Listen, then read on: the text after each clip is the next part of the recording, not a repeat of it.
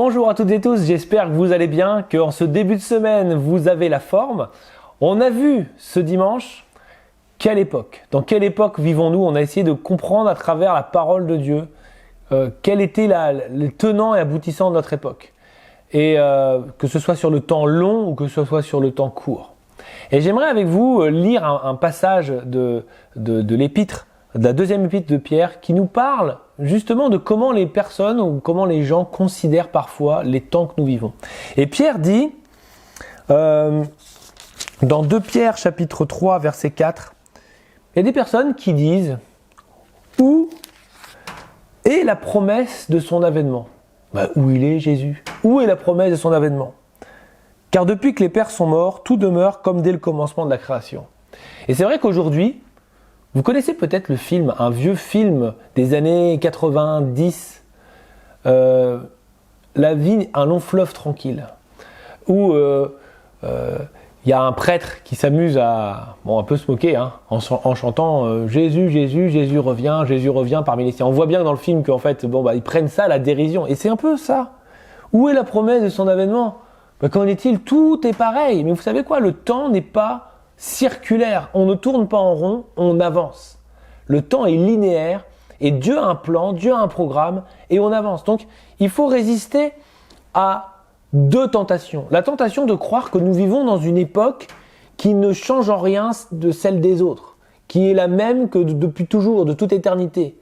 Et que, il est où Jésus? Quand est-ce qu'il va revenir? Son avènement? C'est n'importe quoi, ça va jamais se passer. Donc il faut résister à cette tentation de dire que le temps est circulaire et que rien n'avance. D'un autre côté, il faut aussi résister à la tentation qu'au moindre zéphyr, à la moindre difficulté, on se dit « ça y est, c'est la fin, c'est l'apocalypse, tout est terminé maintenant ». Il faut discerner les temps. C'était toute la pensée de dimanche et j'aimerais aller un tout petit peu plus loin que ce qu'on a vu. En vous disant que dans les temps actuels que nous vivons, je vous engage à une chose. On est dans des temps pas simples. Rien ne dit que ce sont les temps de la fin, des fins, et que là on arrive à l'avènement de Christ. On ne peut pas le savoir actuellement. Bien malin est celui qui pourrait le dire. Par contre, les temps que nous vivons représentent un danger réel pour tous les croyants. Parce que c'est un temps où l'assoupissement est facile.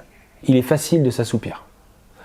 Comme moi, on est dans son canapé, on est tranquille chez soi, tout va bien à peu près, et puis on s'endort. Vous savez, comme les vierges folles et les vierges sages qui attendaient Jésus. On peut tout simplement s'assoupir et se dire, voilà, Jésus revient, on ne sait pas quand, les temps sont difficiles, mais au final ça va pour moi. Et on est dans un moment où il faut faire une chose. Et l'apôtre Pierre nous écrit une chose. Il nous dit que, je vais reprendre le passage qui dit ça. Vous, bien-aimés, c'est à la fin de la deuxième épître de Pierre, qui êtes avertis, tenez-vous sur vos gardes, de peur qu'entraînés par l'égarement des impies, l'égarement des gens qui ne connaissent pas Dieu, vous ne veniez à déchoir de votre fermeté.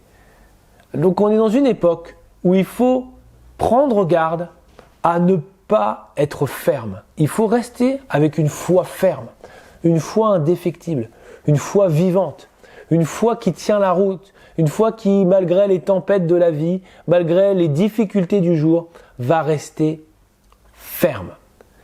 Et c'est un défi de tous les temps pour les chrétiens, mais dans ces temps que nous vivons un peu agités, notre fermeté doit être sans faille. Mais attention, quand je dis fermeté, je suis en train de dire fermeté par rapport à ce que Jésus nous enseigne, par rapport aux vérités bibliques qui, elles, ne changeront jamais. Maintenant, est-ce que cette fermeté sur nos convictions doit dire qu'on doit être dur avec notre collègue parce qu'on a la vérité? Non. Il faut s'adapter à notre contexte. Et moi, je vous engage pour une chose dans ce restant de la semaine que nous avons à parcourir.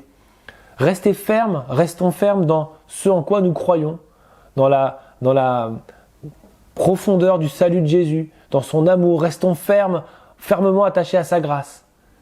Mais soyons capables de nous adapter à nos collègues, à nos amis, à nos amis du lycée, à nos amis du collège ou à de la fac. Sachons nous adapter et tout en gardant notre fermeté, à leur dire voilà, il y a une solution, il y a quelque chose qui brille au bout de cette période un peu troublée que nous vivons, qui reste indéfectible. Et ça, c'est l'amour de Christ. Et cet amour est pour toi. Et cet amour est pour moi et pour chacun d'entre nous. Et vraiment, pour compléter ce message, quelle époque? Nous sommes dans une époque de transition, c'est clair et net. On comprend un peu vers là où on va, mais on a une absolue nécessité à veiller, à garder une foi vivante, une foi ferme, et à pas tomber sous l'effet du syndrome du sofa ou du syndrome du canapé, et à s'endormir et avoir une foi qui d'un seul coup s'assoupit. Nous sommes appelés à veiller, prier et rester vigilants, parce que ces temps que nous vivons sont des temps qui annoncent des temps nouveaux, et il nous faut être prêts, adaptés à notre époque, pour toujours communiquer avec foi et avec véracité la vie de Jésus-Christ. En nous, à travers nous, et l'espoir pour nos amis, nos collègues. Je vous souhaite en tout cas à chacun, chacune, une excellente fin de semaine, continuation de semaine. Je vous dis à bientôt, que ce soit sur les réseaux sociaux ou à l'église. Venez prochainement à l'église, nous allons avoir des événements super importants, denses, et qui vont vraiment nous lancer sur cette rentrée qui est extraordinaire de richesse et de promesses. On a des belles choses à vivre ensemble et on voudrait tellement que vous soyez avec nous pour les partager. Soyez bénis, bonne journée à vous et à bientôt.